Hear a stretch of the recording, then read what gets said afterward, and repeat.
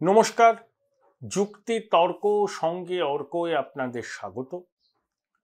বুধবার কলকাতা হাইকোর্টের মাননীয় বিচারপতি অমৃতা সিনহার এজলাসে প্রাথমিক শিক্ষক নিয়োগ দুর্নীতির মামলার শুনানি হচ্ছিল।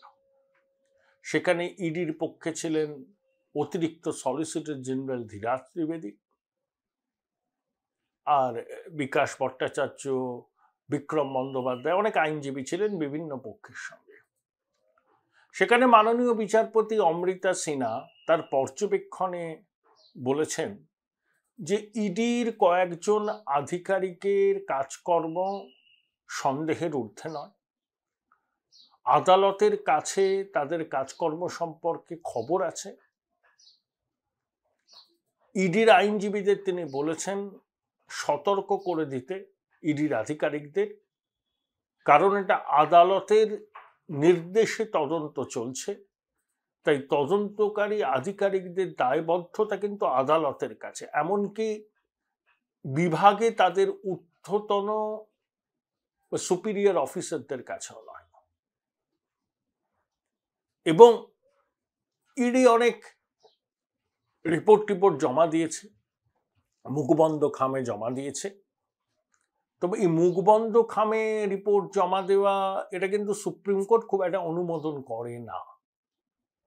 তাতে নাকি অনেক প্রভাবশালীর নাম আছে, এটা এখনো অবধি নাকি 1000 কোটি টাকার মতো সন্ধান পাওয়া গেছে, কিন্তু তদন্তের অগ্রগতির স্বার্থে সেই রিপোর্ট প্রকাশ্যে আনা যাচ্ছে না এবং পিটিশনারদেরও ইডির জমা দেওয়া রিপোর্টের কপি দেয়া হয়নি, সেটা মাননীয় বিচারপতি তার কাছেই রেখেছেন। সেই প্রেক্ষিতেই মাননীয় বিচারপতি অমৃতা সিনহার অবজারভেশন যে লিপস অ্যান্ড বাউন্সের টাকার উৎস কি, সেই উৎস কি ইডি খুঁজে পেয়েছে? যদি উৎস খুঁজে না পেয়ে থাকে তাহলে সেই টাকাগুলো এলো কোথায়? নিশ্চয়ই অন্যভাবে এসছে। এই ধরনের পর্যবেক্ষণ করেছেন। দেখলাম তৃণমূলের মুখপাত্র কুণাল ঘোষ বলছেন যে মাননীয় বিচারপতির এই পর্যবেক্ষণ থেকেই বোঝা যাচ্ছে যে তিনি কোনো একটা বিশেষ উদ্দেশ্য দ্বারা চালিত হয়েই শুনানিটা করছেন। এইসব চাপানোতর চলবে। তবে অনেক আইনজীবী মনে করছেন যে মাননীয় বিচারপতি ইডির কৌশলীকে তার চেম্বারে ডেকে ইডির আধিকারিকদের সম্পর্কে তিনি যে তথ্য পেয়েছেন সেটা আলাদা করে তাদের বলতে পারতেন। ভরা আদালতে ইডির আধিকারিকদের সম্পর্কে যে কথা তিনি বলেছেন যে আদালতের কাছেও বিভিন্ন সূত্রে খবর আসছে যে অনেকেই ল্যাকাডাইজিক্যাল অ্যাটিটিউড নিয়ে চলছেন, তদন্তের প্রক্রিয়াকে ইচ্ছা করে বিলম্ব ঘটাচ্ছেন। তো এটা ভরা এজলাসে না বলে ইডির কৌশলীকে আলাদা করে ডেকে নিয়ে তিনি বলতে পারতেন। এটা একটা অনেকের বক্তব্য। দেখুন, কালীঘাটের কাকু তো জেলে, মানিক তো জেলে, অনেকগুলো কর্তা তো জেলে, পার্থ তো জেলে।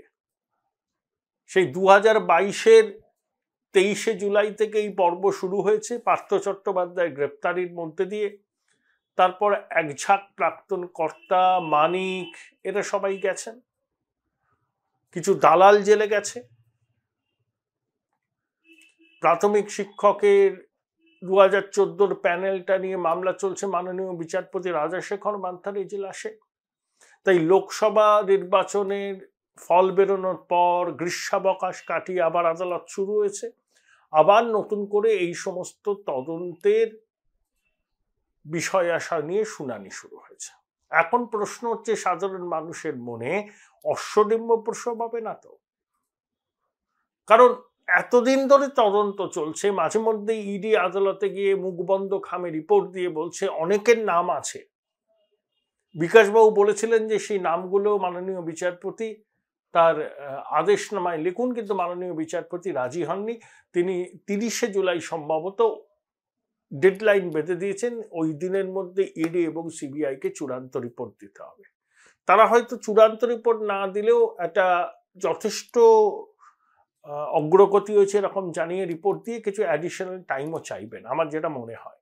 সেক্ষেত্রে মাননীয় বিচারপতি কি করবেন সেটা তার ব্যাপার। কিন্তু খুব একটা ইন্টারেস্টিং পয়েন্টে এটা দাঁড়িয়ে আছে। কুন্তল ঘোষের বক্তব্যের প্রেক্ষিতে অভিষেক বন্দ্যোপাধ্যায়ের নাম আসে। তারপর তাকে ডাকা যেতে পারে বলে বলেছিলেন প্রাক্তন বিচারপতি অভিজিৎ গঙ্গোপাধ্যায়। অভিষেক বন্দ্যোপাধ্যায় সুপ্রিম কোর্টের দ্বারস্থ হন যে এজলাস বদল করার বিষয় নিয়ে।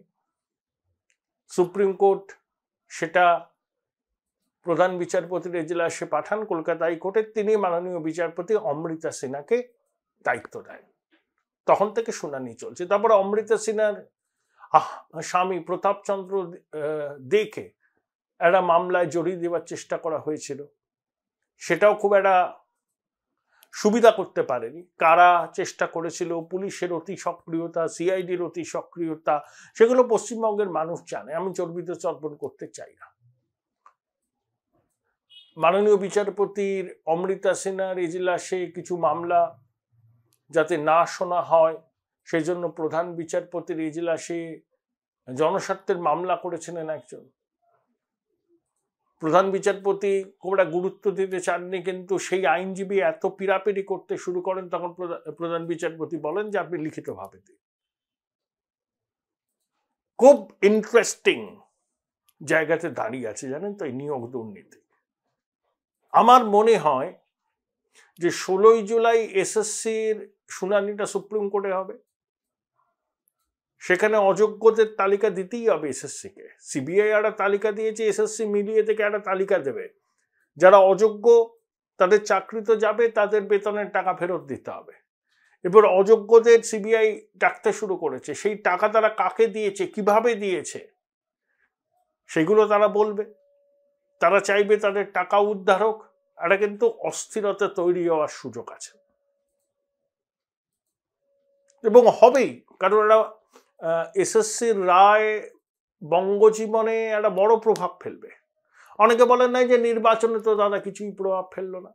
অবশ্যই পড়েছে, সব জায়গায় পড়েনি। শহরাঞ্চলের বহু জায়গায় এই নিয়োগ দুর্নীতির অভিযোগ শাসক দলকে বিদ্ধ করেছে এবং 121টা পুরসভার মধ্যে 69টা পুরসভায় বিজেপি এগিয়ে, দুটোতে কংগ্রেস, ধুলিয়ান এবং বহরমপুর। এই কলকাতার 144টা ওয়ার্ডের মধ্যে 45টাতে বিজেপি এগিয়ে। পড়েনি বলে তো লাভ নেই। আর বিজেপির পার্সেন্টেজ অফ ভোট বেড়েওছে 1%। অনেকে যে কাঙ্ক্ষিত ফলাফল এক্সপেক্ট করেছিলেন সেটা হয়নি। তার পিছনে বিজেপির সাংগঠনিক দুর্বলতা আছে, তাদের অভ্যন্তরীণ দ্বন্দ্ব আছে, অনেক কিছু আছে। এত ঢক্কানিনাদের পরেও কেন্দ্রীয় বাহিনীর ভূমিকা সব জায়গায় সন্দেহের ঊর্ধ্বে নয়। তবে বাংলার রাজনীতি বাইপোলার। আর নির্বাচনে জেতা মানে এই নয় যে এই নিয়োগ দুর্নীতির অভিযোগগুলো ভোঁতা হয়ে গেল, এগুলোর কোনো রেলিভেন্স রইল না। প্রথম কথা, আদালতে বিভিন্ন পর্যায়ে মামলাগুলো আছে, শুনানি চলছে, কোনোটা অন্তিম পর্যায়ে। রাজশেখর মান্তার এজলাসে প্রাথমিকের শুনানি চলছে, হয়তো রায়ও বেরিয়ে যাবে কিছুদিনের মধ্যে।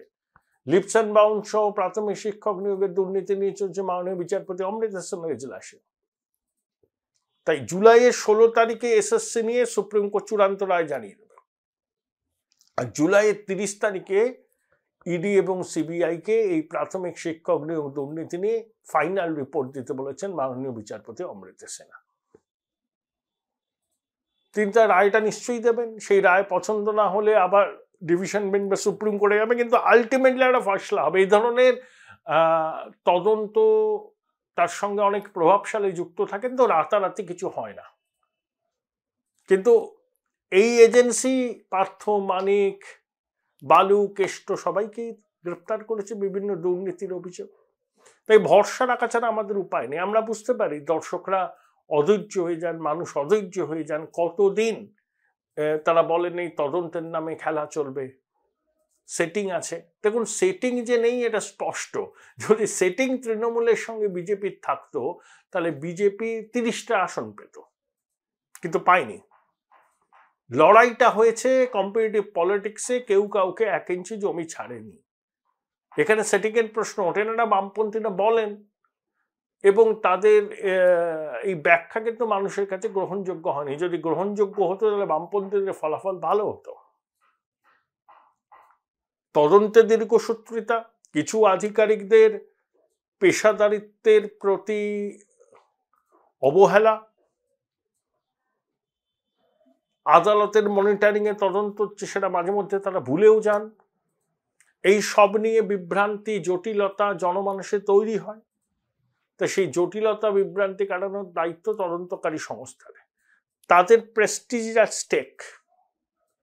এবং মাননীয় বিচারপতি অমৃতা সিনহা বলেছেন যে হাইকোর্ট শেষ থেকে ছাড়বে, মানে দুর্নীতির পর্দাফাশ করবে, অভিযুক্তদের শাস্তি নিশ্চিত করবে ভারতের আইন অনুযায়ী। এবং ইডি আধিকারিকদেরও তিনি বলেছেন যে কে কত প্রভাবশালী সেসব দেখার কোনো কিন্তু দরকার নেই। এই জায়গাটাই দাঁড়িয়ে আছে। এবং আইনজ্ঞদের অনেকে বলছেন যে জুলাই মাসটা হচ্ছে খুব ভাইটাল। এই যে রাজ্যে যে বিভিন্ন নিয়োগ দুর্নীতি হয়েছে, সেই নিয়োগ দুর্নীতির তদন্তের জবনিকাপাতও হতে পারে এবং সুপ্রিম কোর্ট হাইকোর্টের কিছু ঐতিহাসিক রায়ও আসতে পারে। দেখা যাক শেষ পর্যন্ত কোথাকার জল কোথায় গিয়ে দাঁড়ায়। Join Indian Institute of Hotel Management now. Right choice, right decision.